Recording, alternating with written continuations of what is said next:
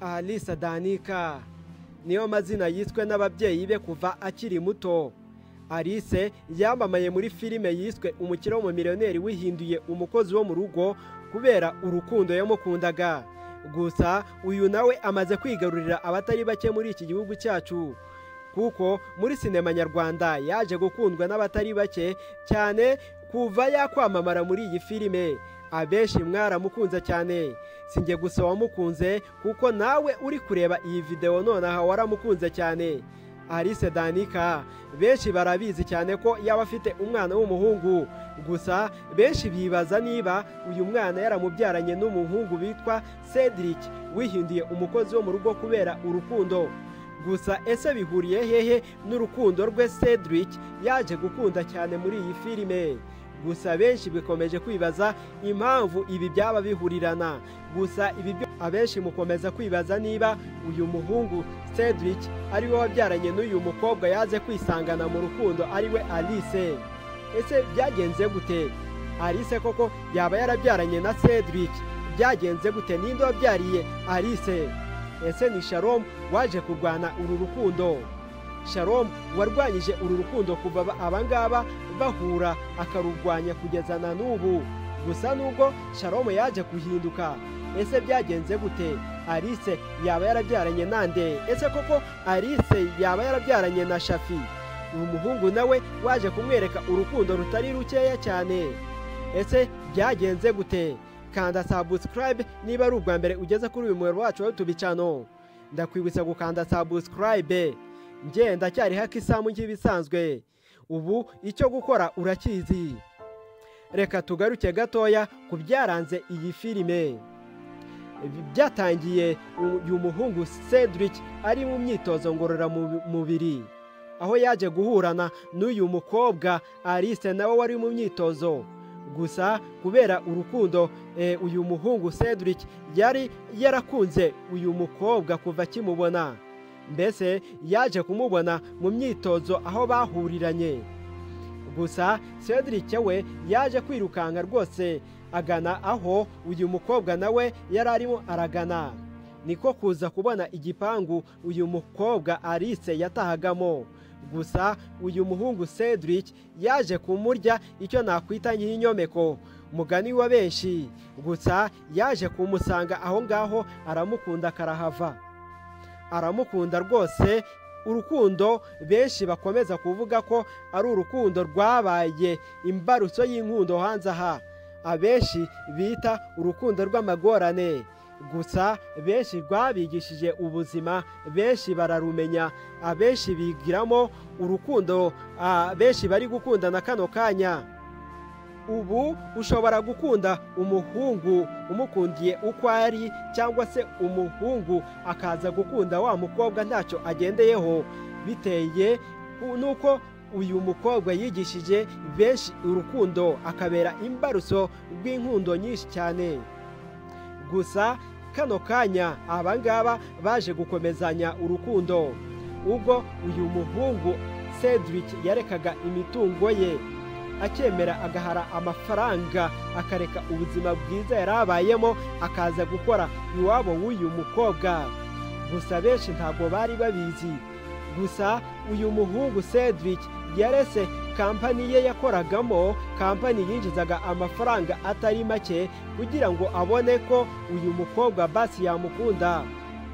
Nyuma yo kumenya ko uyu mukobwa Alice adakunda ibyamirenge, mbese adakunda n'abahungu bafite ibyamirenge, ariko we icyo ashaka ari umutuzo, mbese ari urukundo rwa nyarwo. Gusa Cedric yaje kwihindura umukene akaza kwaka akazi ahangaha, nubwo benshi batemeranyaga ko yaba ari umukene bya nyabyo. Gusa ibi byose byakomeje kuza bigaragara umunsi ku wundi. Cedric akigera iwabo wa Alice yasanze Alice koko ari we uhari. Alice yari yicaranye na musaza we Dani. Kuva ako kanya Dani akimubona yavuze ko ari umunyamitwe uje guteka imitwe iwabo. Gusa siko Alice we yabibonaga, ahubwo Alice yamuhaye umwanya wo kwisobanura. Mbese uyu mukobwa aramumva cyane, amubwira ko agomba kumuha akazi. ibyo atemeranyweho na musaza we Dani, ko yabonaga ko uyu muhungu Cedric yaba ari umuhungu uje guteka imitwe bimwe by'abakobwa cyangwa se n'abahungu b'i Kigali, aho baza bateka imitwe bagateka imitwe kagahava, mbese bikarangira bibye ababakinguriye. Siko byagenze kuko uyu muhungu Cedric yari ari seriye rwose. Gusa Cedric yaje guhabwa akazi nyuma y'aho uyu mukobwa amwemereye ko agomba kumuha akazi. Yabyumvishije musaza we Dani nawe abyumva gutyo. Gusa siko byagenze ku mukobwa witwaga Gihozo, akaba murumuna w'aba bose. Murumuna wa Alice akaba mushiki muto wa Dani. Yaje gusanga uyu muhungu Cedric arimo arakora iwabo mu gikoni, gusa ntabwo yamumereye neza kuko yamuhoje ku nkeke rwose. Akomeza kumwataka amutuka amagambo atari make, amutuka amagambo menshi atari na meza cyane. Gusa ibi byose uyu muhungu Cedric yarabyihanganiye kuko yakundaga uyu mukobwa Alice. Mbese Cedric ibi byose yarabyihanganiye, abaho muri ubwo buzima.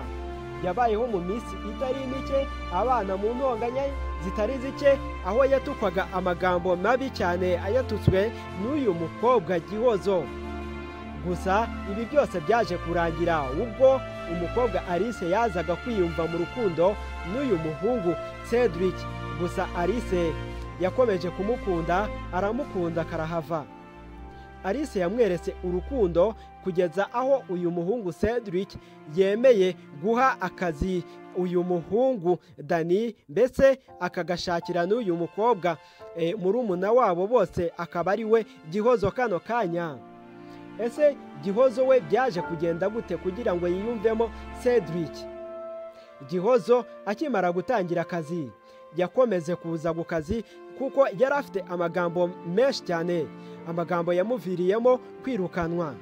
Yirukanwe kenshi cyane, inshuro zitari nkeya mu kazi cyane, yirukanwa n'abamukoreshaga. Ariko ibi byose uyu mukobwa nawe yakomeje kubicamo buri munsi, mbese yiyemeza no guhinduka. Ariko urukundo rwa Alice na Cedric rwaje kuzamo kidobya ubwo umuhungu witwaga Shafi nawe yakundaga uyu mukobwa Alice cyane. Gusa aba bose bakundaga Shafi, ari Alice akaba na Gihozo, murumuna w'aba bose bayumvagamo Shafi cyane. Gusa Shafi yaje kuza yisanga muri kompetasiyo, icyo nakwita ngaho ahataniye umukobwa n'umuhungu wakoraga iwabo, mbese umuhungu yarushaga amafaranga. Ariko nta nubwo yamurushaga amafaranga kuko uyu muhungu Cedric yari yarihinduye umukozi bose batanabizi. Ariko ibi byose Cedric yakomeje kubibamo umunsi ku wundi, abana nabo umunsi ku wundi. Nibwo uyu muhungu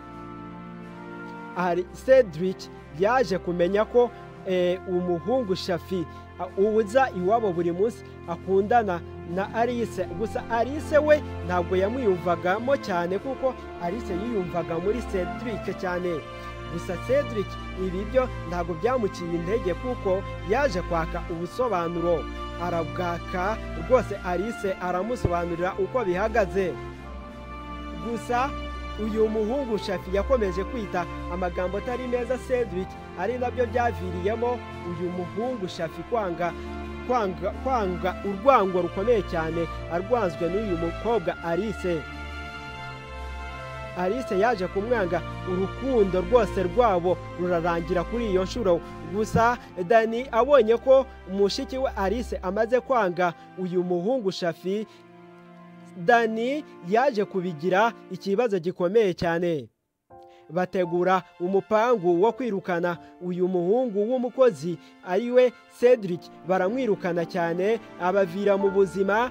Cedric aragenda. Gusa uyu muhungu Shafi ntiyanyuzwe n'iyi myanzuro kuko yashakishije aho uyu muhungu yaba atuye. Uyu muhungu rwose yarashakishijwe cyane. Uyu muhungu mbese aza ashimutswe n'uyu muhungu Shafi. Shafi akimara kumushimuta, Shafi yakomeje kumukubita, amumerera nabi cyane. Shafi akajya amuhohotera buri munsi, akamukubita cyane, akamumerera nabi, bitashimishije cyane uyu muhungu Cedric. Gusa Cedric yabayeho iminsi itari mike, gusa uyu mukobwa Alice siko byari bimeze, kuko Alice we yahoraga ahangayitse cyane yibaza impamvu uyu muhungu Cedric yamara iminsi itari mike atamwandikira, atamuhamagara kuko byari bisanzwe, kuko yamukundaga. Ntabwo yizeraga ko uyu muhungu yamara iminsi yose ataramuhamagara. Ariko uko uyu mukobwa yabitekerezaga, ni nako ku rundi ruhande Cedric aho yarashimutiwe akubitwa cyane inshuro nyinshi, ndetse agakubitwa n'uyu muhungu Shafi, nawe yakomezaga kwibaza, ese Alice yaba yaramenye ko nashimuswe? Niyo magambo uyu muhungu Cedric nawe yakomezaga kwibaza. Gusa ibi byose byaje kurangira ubwo umwana muto yazaga mu buzima bwa Cedric, mbese akaza aho yarashimutiwe, akamwemerera ko azamukiza, akanamuha amafaranga. Gusa mbere yaho reka tugaruke gato. Gusa uyu muhungu yaje kuza akubitwa cyane, mbese ubwo Shafi yoherezaga akohereza abantu bo kuza gushimuta uyu muhungu, nibwo yoherezaga umuhungu kugira ngo aze yijijishe, amwohereza mu rugo kwa Alice, mbese abangamira Cedric, ari nawe waje gushimuta Cedric. Gusa uyu muhungu we yari yirwaje, yigira nk'umuntu w'indembe cyane muri uru rugo, mbese arirwaza cyane ku buryo bugaragara. Betangiye kumugirira impuhwe nyinshi cyane, ari nazo zaviyemo ishimutwa ry'uyu muhungu. Gusa ibi byose Cedric yakomeje kubicamo, nubwo bitari bimworoheye. Cedric maze aza gusanga yarashimutwe nawe ku buryo atazwi. Mu kushimutwa k'uyu muhungu byaviriyemo Cedric impungenge zikomeye cyane, ariko Cedric yaje kwihangana, ibi byose arabyihanganira. Ubwo umwana muto cyane wavaga nawe ajya ahantu atazi, yisanze mu maso ya Cedric, abona umuhungu mwiza cyane uzirikiwe ku gatebe, yarakubiswe, amaze iminsi myinshi atoga, atarya, atavuga, nabwo kuvuga bigoranye. Gusa Cedric yaje kumwemerera ko azamuha amafaranga menshi namuvana aho yarashimutiwe. Gusa uyu muhungu yarabyemeye, niko kuza kumuvana ahangaha rwose, amuvana mu maboko ya Shafi. Shafi kuza yasanze Cedric atagihari, gusa Shafi nawe impungenge zari zose. Nyuma y'uko umuhungu yarashimuse, yaramumereye nabi, yaramukubise cyane, amaze kumubura aho yaramuzirikiye, byamuteye impungenge cyane, kuko ibi byaje kurangira uyu muhungu Shafi yisanze muri gereza. Ubwo uyu Cedric yazaga gutanga ikirego, mbese akabiganiriza Dani, akaganiriza na Alice uko byagenze, maze aba bose baramushyigikira, bemeranya n'uyu muhungu, mbese bamwemerera kuza kugaruka mu kazi. Ari nabwo bemereye Cedric ko yagaruka mu kazi aho yakoraga iwabo. Gusa batangiye kumwiyumvamo gahoro gahoro, nubwo uyu mukobwa Gihozo we yamuhozaga ku nkeke, avuga ko ari umukobwa rwose, ari umuhungu udashobotse, udakwiye gukora iwabo, mbese bigaragara ko uyu muhungu ari ukujijisha, ataraje gukora iwabo, ahubwo ari ukuza iwabo by'umuhango gusa. Mbese si urwango bari bamufitiye, gusa nabwo nta nubwo bamwangaga cyane, ariko aba bose byaje kurangira bamwiyumvishemo, mbese baramukunda cyane, kuko babonaga uyu mwana nta kibazo afite, mbese nta n'ikibazo ateje.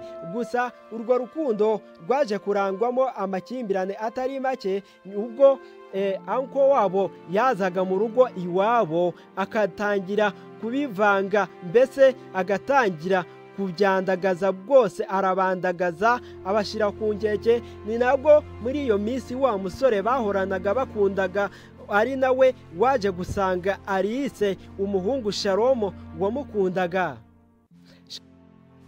Shalomo wari warasezeranyije uyu mukobwa ko bazabana kuva bakiri bato, nawe yaje kugaruka ahasanga ibintu yakekaga byarahindutse, kuko yasanze umukobwa yakunze yarishakiye undi. Gusa ibi byose ntabwo babivuganagaho rumwe, kuko Shalomo yaje kwisanga mu rukundo nawe akunda umukobwa witwa Kamikazi, nawe wari mushiki wa Cedric. Gusa Kamikazi ibi byose nawe ntabwo yari azi ikijya mbere, kuko yabonaga uyu Shalomo bakundana asa ngaho akunda musaza wa Dani wakoraga muri iyi kampani. Gusa ndavuga Shalomo yakundanaga na Kami. Gusa ku rundi ruhande, Kami akimara kumenya ko Shalomo akundana na Alice musaza wa Dani, yaje kwisangana mu rukundo na Dani. Uyu Kami akundana na Dani, barakundana karahava. Gusa bategura ubukwe, baje gutegura ubukwe rwose, ubukwe bujya mbere, barakundana umunsi ku wundi, bamarana iminsi myinshi bari mu rukundo. Ariko siko byaje kuza kugenda, kuko Kami yahoraga avuga ko yakwifuza kwereka uyu muhungu Dani musaza we, kuko Dani we ntabwo yari abizi ibijya mbere, kuko Dani ntabwo yari azi ko musaza we ari kuvuga ari wa muhungu Cedric, umuhungu bahoza ku nkeke, umuhungu ukora iwabo. Gusa ibi ntabwo byateye ikibazo cyane, ahubwo icyateye ikibazo n'uyu mukobwa, akaba n'uyu mukobwa wahoraga akunda Cedric ariwe Alice, baje guteza ikibazo gikomeye cyane. Gusa Shalomo akimara kuvumburwa n'uyu mukobwa Kami yisanga mu rukundo, yikundira uyu muhungu, yikundira Dani rwose, barakundana karahava. Gusa Dani nawe yamweretse urukundo yari afite, aramukunda cyane, aramukunda kaza.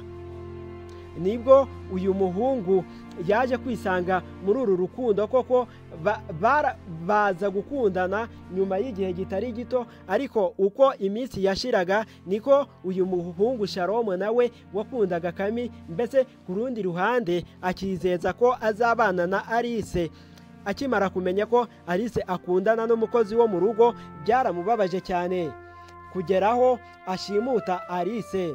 Mbese yaje gushimuta uyu mukobwa, ashimuta Alice, kuko yari abizi neza. Nyuma yo gushaka amakuru, akohereza abicanyi kwa Alice kugira ngo bamerere nabi uyu muhungu Cedric. Mbese abicanyi akaba ari nabo baje gushimuta Alice, baramushimuta bamuzana mu maboko ya Shalomo. Gusa Shalomo ntacyo yigeze akora uyu mukobwa. Gusa Shalomo ibyo yashakaga ni ukwigarurira imitungo y'uwo muhungu. Nyuma yo gushaka amakuru, akamenya ko umuhungu ukora iwabo na Alice mbese atari umukozi wo mu rugo gusa, ahubwo ari umutunzi w'amafaranga, akaba n'umuherwe cyane. Akaba ariyo mpamvu yaje gufata icyemezo cyo gushimuta Alice, nyuma yo kumenya ko uyu muhungu akunda Alice ku rundi rwego. Gusa ibi byose Alice akimara gushimutwa, agashimutwa n'uyu muhungu Shalomo, nyuma y'igihe kitari gito, nyuma y'iminsi Shalomo amaze gushimuta Alice, Shalomo yaje kwaka amafaranga menshi, ndetse ayaka uyu muhungu Cedric. Nubwo Cedric we atarazi ibijya mbere, Cedric nyuma yo kubura umukobwa yakundaga cyane, akeka ko uyu mukobwa yaba yaramwanze cyangwa se yaba yarashimutswe n'abantu batari beza, ari mu maboko mabi. Icyo atarazi nuko uwamushimuse ni umuhungu bari bahanganiye urukundo rwabo, ari we Shalomo. Shalomo akimara gushimuta Alice, yaje guza ahamagara Cedric amusaba amafaranga menshi, ariko Cedric nawe yaje kubyemera rwose, atazuyaje yemerera uyu muhungu ko azamuha ibyo ashaka byose, akarekura uyu mukobwa. Ni nako yaboneyeho kumwemerera ko yamuha kampani akayigarurira. Yigarurira kampani ye ayizana mu maboko y'uyu muhungu Shalomo. Shalomo akimara kubona kampani yashakaga arekura uyu mukobwa, gusa amurekura yaramutoteje cyane, yaramutuse cyane, ibitarashimishije uyu mukobwa rwose. Nyuma y'igihe kitari gito ari mu maboko mabi y'uyu muhungu yahoze akunda kuva bakiri bato. Nubwo aje kuzamo urukundo, yisanze akundana umuhungu atarazi witwaga Cedric, akaza kwisanga muri uru rukundo, ariko ibi byose bikarangira banakundanye. Gusa umuhungu yijeje urukundo, wari waragiye kwiga hanze, akaza kuza yizeye ko agiye gusanga umukobwa yakunze, ariko siko byagenze, kuko uyu mukobwa rwose yamukuriyeho aramubwira ati ngewe nakunze undi rwose, nawe ugomba gukunda abandi kuko abakobwa barahari benshi. Shalomo nk'umuhungu wari uvuye hanze yizeye ko ajya gusanga urukundo yijeje n'ababyeyi, urukundo bakundanye bakiri bato, urukundo rwe Alice rukaza kumuvanira rwose, akaza kumukatira, aramubwira ati rwose shaka abandi ukundana, ngewe ntabwo ngiri ku rwego rwawe, namaze gukundana n'abandi. Ibitashimishije uyu muhungu kugeza ku rwego rwo gufata icyemezo cyo kumushimuta. Gusa ubwo yamushimutaga ntabwo yari agamije kumugirira nabi, ahubwo yamushimuse kugira ngo arebe ko uru rukundo yarusigasira, mbese akarugarura. Gusa aba bose baje kwisanga muri urwo rukundo, bisanga uyu mukobwa yisanze mu maboko atari meza ya Shalomo. Gusa yaje kwivana muri aya maboko ubwo uyu muhungu yahoze akunda ari we Cedric yemereye guha uyu muhungu, akamuha imitungo yose yari atunze, ibyo uyu muhungu yamusabaga. Ibi byose uyu muhungu yaje kubyemera rwose, arabimwemerera, arabimuha byose uko byakabaye. Gusa ibi byose byaje kumenyekana nyuma y'uko uyu muhungu Shalomo ari we waje gushimuta Alice. Dani ibi byose amaze kubimenya ko Shalomo yashimuse Alice, Dani byaramubabaje cyane. Dani afata icyemezo cyo kwanga uyu muhungu, ari nabwo havuye urwango. Uyu muhungu Dani yamwanze cyane. Dani yaje kumwanga rwose, aramwanga karahava. Gusa ibi byose byaje kurangira nyuma y'uko Dani yisanze mu rukundo yikundanira n'uyu mukobwa Kami, umukobwa wari mushiki wa Cedric. Nubwo Dani atari abizi, aba bose bakomeze guhishana amabanga kugeza aho uyu mukobwa nawe aviriye muri filime, akabura ubuzima bwe bukarangira. Benshi bakomeje kwibaza ese yaba yarapfuye cyangwa se atarafuye. Ibi byose uraza kubimenya. Icyo usabwe ni ukureba video kugeza irangiye, ukajya udukurikirana umunsi ku wundi. Nge ndi Hakisamu nk'ibisanzwe.